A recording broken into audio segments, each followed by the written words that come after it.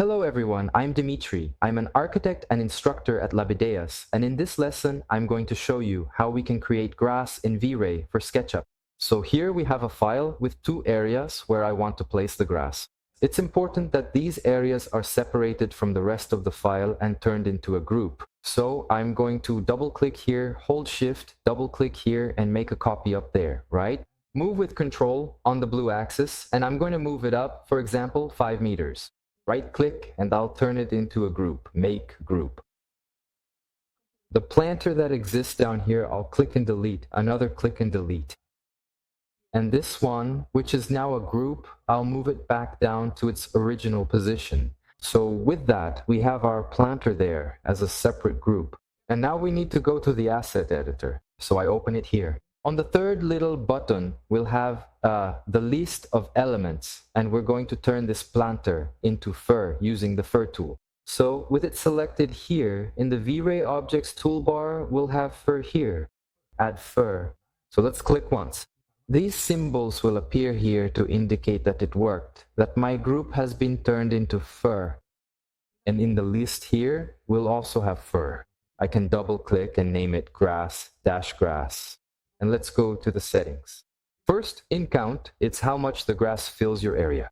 I'm going to increase it, for example, to 10. For length, I'll set it to 6. For gravity, -2. And here, for variation, I'll set the length variation to 0.5. So the grass doesn't look too perfectly distributed in my area. We can add a density map. So right here in density map, I'm going to click the box and choose the option noise. It's right down here. Look, noise A. And then we can make some adjustments, right? So I'll set it, for example, to 1.5, 2.5, and then we can create these patches here. This means that in certain areas, my grass will be more or less distributed, and these values can vary depending on the size of your lawn. Once that step is complete, we can proceed with the final rendering process. So let us start the rendering now. And now, look at the result. How interesting, right? So we have all the grass standing up here with a slightly more randomized, more natural distribution and a really interesting, super practical result. Just a reminder, we don't recommend placing this grass over very large areas because your render time will take quite a while. Only add it according to the scenes in your file where we can actually see the grass blades here. Another interesting thing is that in the frame buffer, we can do a before and after comparison. So right here on the left, we have the A-B option. So I can choose A-B, right?